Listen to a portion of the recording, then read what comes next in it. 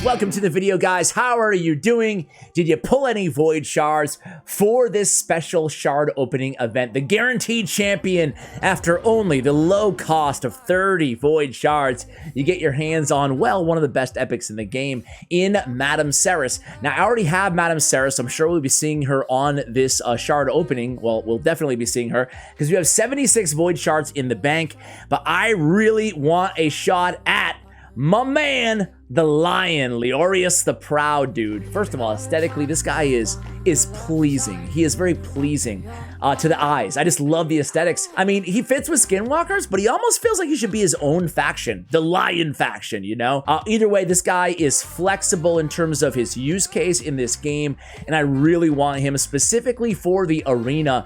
You have this great ability here, putting a True Fear 100%, before attacking, putting Weaken as well, and he has great multipliers. He has the Unkillable, the Skull Crown kind of passive. Just such a cool champion, guys. So I really want the dude. I did not luck out for Cavalax. I'm going to open 6 at a time. I'm going to open 6, then I'll open 10 at a time after that. Didn't get Cavalax. For those of you who saw that video, those 2 videos, I should say, last week, that really hurt. Oh, so many sacred shards, so many legendaries, but not Cavalax, man. Okay, Cavalax, please! Scarred Torsus! Okay, Cavalax!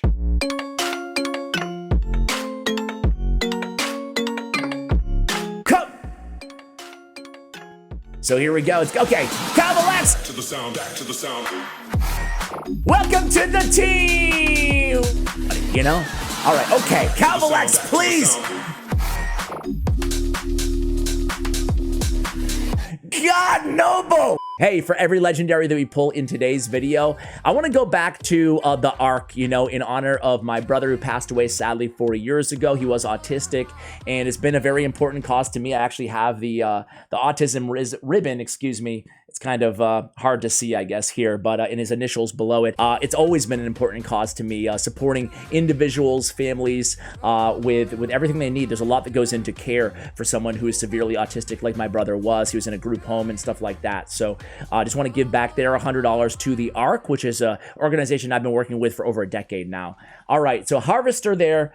One at a time. I feel like I'm kicking it old school here, the one at a time voids. Paragon, the Paragon Cheese Master. All right. I'm going to go through and tell you who I would build out of these champions as we do this.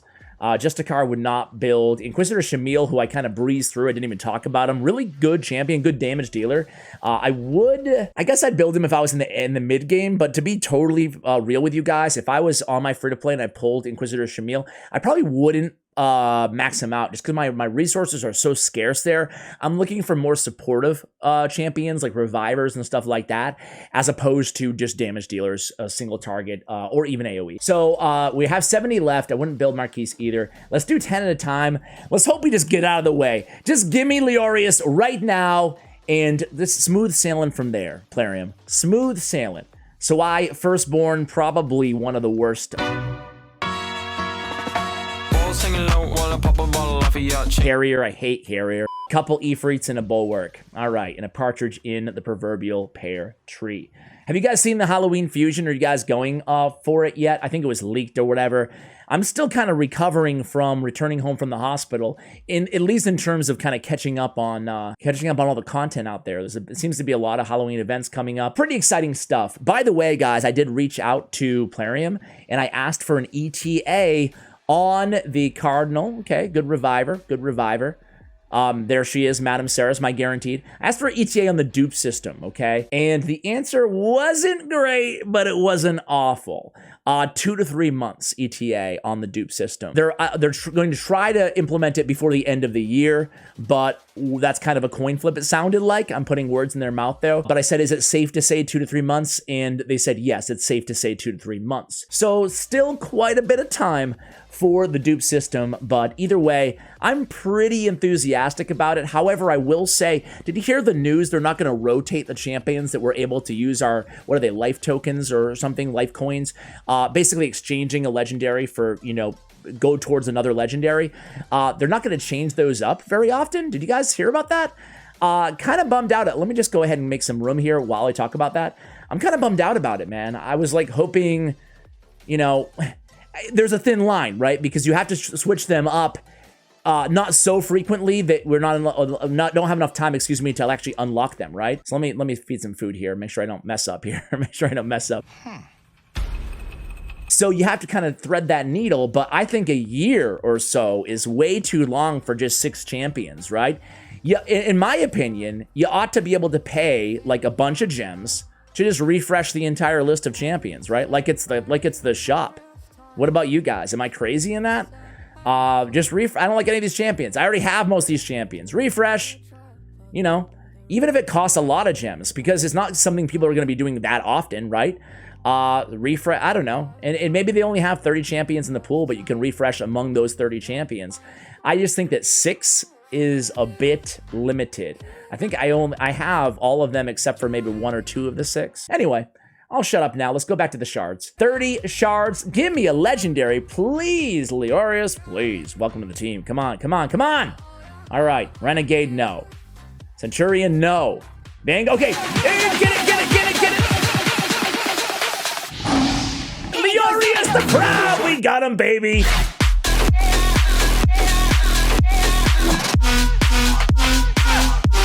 All right. Oh, I was worried there for a second, guys. I'm not going to lie. I'm a little extra excited. Seer, by the way. We love you, Seer. We love you, Seer, here on the channel. We love you. Leorius the Proud, welcome to the squad. Welcome to the team. Yeah, just really quickly, decreased defense on the A1, on the A2. It attacks all enemies 2 times. Does a lot of damage, and the champion is immune to all these CCs when the skill is not on cooldown, so he can open up with the A3, and then he can't be frozen or provoked or anything in the arena. So pretty cool stuff, right? And the A3, again, will be placing that weaken in True Fear on the enemy team, and he has the unkillable and really, really good multipliers as well. This is the last 10 shards that we have in the video, guys. Boom, Khazar D-Part. Boom, Ripper Fist. Okay.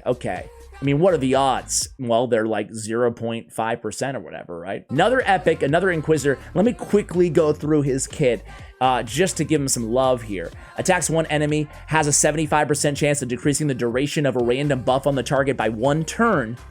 Every time an enemy places a debuff on an ally, uses this skill against that enemy. These counterattacks will only deal 50% of the normal damage and cannot be critical. Okay? Not a, you know, wow A1, but not bad. Better than attack 1 enemy 2 times or whatever, right? Attacks 1 enemy 3 times on the A2, will ignore 25% of the target's defense, will ignore a further 25% of the target's defense for each buff on this champion, plays a True Fear debuff on all enemies for 1 turn if the attack kills an enemy, and Cow of Horrors actually does a lot of damage as well. This guy can be a pretty insane damage dealer, and I love that True Fear if you're lucky enough to kill the enemy, and not to mention all the ignoring defense. By the way, guys, some people still built him with Savage sets, even though he's ignoring, you know, 25 all the way to 100%. So it's not, I wouldn't say it's a wrong choice to build him with Savage. I see a lot of endgame players still putting Savage on their Inquisitor Shamil, but it's not necessary either, right? So if your Savage gear is used up on other champions, load him up with some crit damage gear. Each critical hit fills a champion's turn meter by 7.5% whenever an ally receives a Fear or a True Fear debuff from an enemy. This skill will instantly remove that debuff and fill the ally's turn meter by 15%. I'm just waiting for the day they add a Fear or True Fear boss to the game. Inquisitor Shamil's value is going to skyrocket if that happens. Well, hey guys, $100 towards the Ark. Thank you so much for watching all the way till the end of the video. Best of luck if you pull any shards for this event. Let me look really quickly the other champions that are part of the 10X here. Hey, I have 10 more shards. I have 10 more shards. What an idiot. What an idiot. I'm sorry, guys. All right, boom. Ashwalker. Welcome to the team. All right, Harrier. Harrier. Retainer. Fanatic. Reliquary. Okay, a bunch of crap. There we go. Reliquary Tender is amazing. I take that back. All right, we have, okay, so Noble sucks. We have Mashald is good, really good. And then we have Elder Skark, who I would say is, maybe slightly above average, And then we have this guy. I think he's slightly above average as well, but not like insane. She's unique and cool and a fun champion to build. And I think that Mass Fearmonger personally is trash. So there you go, guys. That is now the official end of the video. Thank you so much for watching. And as always, take care, guys.